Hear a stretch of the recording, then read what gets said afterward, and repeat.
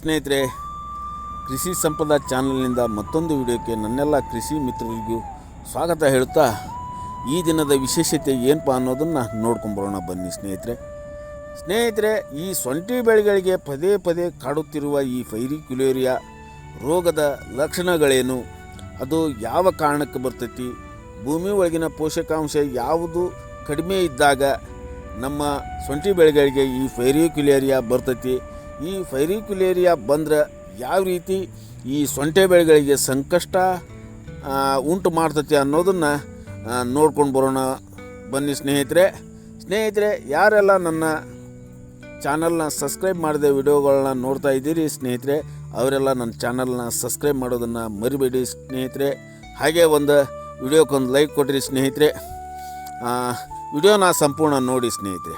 ಸಂಪೂರ್ಣ ನೋಡಿದರೆ ಈ ಫೈರಿಕ್ಯುಲೇರಿಯಾ ಒಬ್ಬರಿಗೆ ಅಲ್ಲ ಸ್ನೇಹಿತರೆ, ಇಡೀ ಕರ್ನಾಟಕಾದ್ಯಂತ ಇದು ಹರಡ ಅಂತೈತಿ.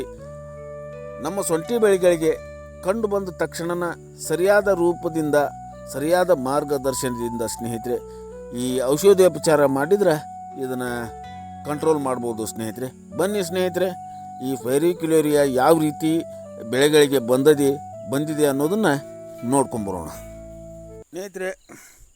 ಈ ಶುಂಠಿ ಬೆಳೆಗಳಿಗೆ ಪದೇ ಪದೇ ನಮ್ಮ ರೈತರಿಗೆ ಕಾಡುತ್ತಿರುವ ಈ ಫೈರಿಕ್ಯುಲೇರಿಯಾ ರೋಗ ಬರುವ ಉದ್ದೇಶ ಏನಪ್ಪ ಅನ್ನೋದಾದ್ರೆ, ಭೂಮಿ ಒಳಗೆ ಶುಂಠಿ ಬೆಳೆಗಳಿಗೆ ಈ ಫೈರಿಕ್ಯುಲೇರಿಯಾ ಯಾಕೆ ಕಾಡ್ತೈತಿ, ಯಾವ ಪೋಷಕಾಂಶ ಕೊರತೆಯಿಂದ ಇದು ಕಂಡು ಬರ್ತೈತಪ್ಪ ಅನ್ನೋದಾದ್ರೆ ಸ್ನೇಹಿತರೆ, ಮೊದಲನೇದಾಗಿ ಸಾಮಾನ್ಯವಾಗಿ ಸ್ನೇಹಿತರೆ ಈ ರೋಗ ಪೋಷಕಾಂಶ ಕೊರತೆಯಿಂದ ವಿಶೇಷವಾಗಿ ಬರ್ತೈತೆ ಸ್ನೇಹಿತರೆ.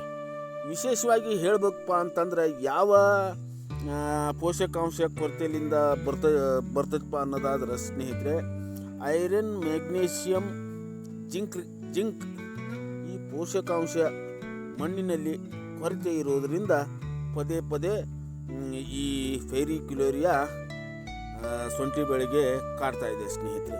ಮತ್ತು ಅಥವಾ ಮಣ್ಣಿನಲ್ಲಿ pH ಅಸಮತೋಲನದಿಂದನೂ ಹೆಚ್ಚಾಗಿ ಕಂಡು ಬರ್ತದೆ ಸ್ನೇಹಿತರೆ.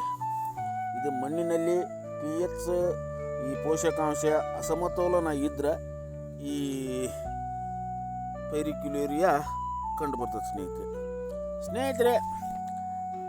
ಮೊದಲು ಹೇಳಿದಾಗೆ ಈ ಫೈರಿಕ್ಯುಲೇರಿಯಾದ ಬರುವ ರೋಗದ ಲಕ್ಷಣಗಳು ಅನ್ನೋದಾದ್ರೆ ಸ್ನೇಹಿತರೆ, ಮೊದಲನೇದಾಗಿ ಈ ಫೈರಿಕ್ಯುಲೇರಿಯಾ ನಮ್ಮ ಬೆಳೆಗಳಿಗೆ ಬರುವ ಮೊದಲೇ ಲಕ್ಷಣ ಅನ್ನೋದಾದ್ರೆ ಸ್ನೇಹಿತರೆ, ಮೊದಲು ಎಲೆಗಳ ಅಂಚು ಮತ್ತು ತುದಿಗಳ ಹಳದಿ ಬಣ್ಣಕ್ಕೆ ತಿರುಗ್ತದೆ ಸ್ನೇಹಿತರೆ. ಈ ಎಲೆಗಳ ಅಂಚು ಮತ್ತು ಅದರ ತುದಿಯ ಚಿಗುರು ಸ್ನೇಹಿತರೆ, ಚಿಗುರುಗಳು ಹಳದಿ ಬಣ್ಣಕ್ಕೆ ತಿರುಗ್ತಾವೆ ಸ್ನೇಹಿತರೆ. ಮತ್ತು ಅದರಲ್ಲಿ ಎರಡನೇದಾಗಿ ಇದರ ಲಕ್ಷಣ ಅನ್ನೋದಾದ್ರೆ ಸ್ನೇಹಿತರೆ, ಹಳದಿಯಾಗುವ ಪ್ರಕ್ರಿಯೆ ನಂತರ ನಿಧಾನವಾಗಿ 2-3 ದಿನಗಳಲ್ಲಿ ಎಲೆ ಬಾಡ್ತೈತಿ. ಇದು ನಮ್ಮ ಬೆಳೆಗಳಿಗೆ ಕಂಡು ಬಂತಂದ್ರೆ, ಈ ರೋಗದ ಲಕ್ಷಣ ಕಂಡು ಬಂದರೆ 2-3 ದಿನಗಳಲ್ಲಿ ಸ್ನೇಹಿತರೆ ಎಲೆ ಬಾಡಕ್ಕೆ ಶುರುವಾಗ್ತಾವೆ ಸ್ನೇಹಿತರೆ. ಮತ್ತು ಅದರಲ್ಲಿ ಮೂರನೇದು ಸ್ನೇಹಿತರೆ, ಸಾಮಾನ್ಯವಾಗಿ ರೋಗ ಬಲವಾಗಿ ಸಂಪೂರ್ಣ ಬಂದರೆ ಸಂಪೂರ್ಣ ಎಲೆಗಳು ಹಳದಿ ಬಣ್ಣಕ್ಕೆ ತಿರುಗಿ ಕೆಲವೇ ದಿನಗಳಲ್ಲಿ ಎಲ್ಲ ಎಲೆಗಳು ಒಣಗಿ ಹೋಗುತ್ತವೆ ಸ್ನೇಹಿತರೆ. ಆ ಶುಂಠಿ ಬೆಳೆಯ ಎಲೆಗಳೆಲ್ಲ ಒಣಗಿ ಉದುರಾಕ ಶುರು ಮಾಡ್ತಾವೆ ಸ್ನೇಹಿತರೆ. ಇಲ್ಲಿ ನೋಡ್ತಾ ಇದ್ದೀರಲ್ಲ ಸ್ನೇಹಿತರೆ, ಇಲ್ಲಿ ನಾನು ಮೊದಲು ಒಂದು ಸಲ ವಿಡಿಯೋ ಮಾಡಿದ್ದೆ, ಈಗೂ ಮಾಡ್ತಾ ಇದ್ದೀನಿ ಸ್ನೇಹಿತರೆ. ಮೊದಲು ಈ ರೀತಿ ಇಷ್ಟು ಪ್ರಭಾವ ಬೀರಿದ್ದಿಲ್ಲ ಸ್ನೇಹಿತರೆ.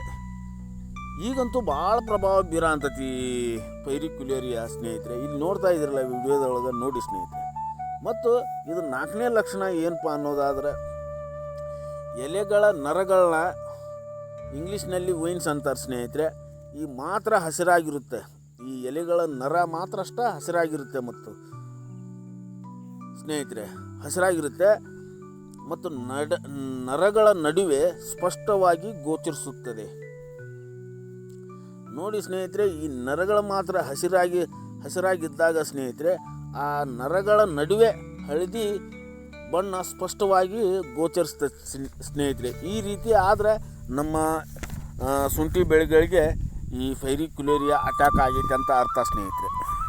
ಮತ್ತು ಸ್ನೇಹಿತರೆ, 5ನೇ ಕಾರಣ ಏನಪ್ಪ ಅನ್ನೋದಾದರೆ, ತೀವ್ರ ಹಾನಿ ಕಂಡು ಬಂದರೆ ಗಿಡದ ಬೆಳವಣಿಗೆ ನಿಂತು ಹೋಗುತ್ತದೆ ಸ್ನೇಹಿತರೆ. ಇದು ಭಾಳ ನಮ್ಮ ಶುಂಠಿ ಬೆಳೆಗಳಿಗೆ ಇದು ಕಂಡು ಬಂದ್ರೆ ಸ್ನೇಹಿತರೆ, ಈ ಶುಂಠಿ ಬೆಳೆಯ ಬೆಳವಣಿಗೆನೂ ನಿಂತು ಹೋಗ್ತೈತಿ ಮತ್ತು ಶುಂಠಿ ಬೆಳೆಯುವ ಗಡ್ಡೆ ಅದು ಸಹಿತ ಸರಿಯಾಗಿ ಬೆಳವಣಿಗೆ ಆಗೋದಿಲ್ಲ ಸ್ನೇಹಿತರೆ. ಈ ರೀತಿ ಆದ್ರೆ ಈ ರೈತರಿಗೆ ಭಾಳ ಸಂಕಷ್ಟ ತಂದು ಬರ್ತದೆ ಸ್ನೇಹಿತರೆ ಇದು ಫೈರಿಕ್ಯುಲೇರಿಯಾ.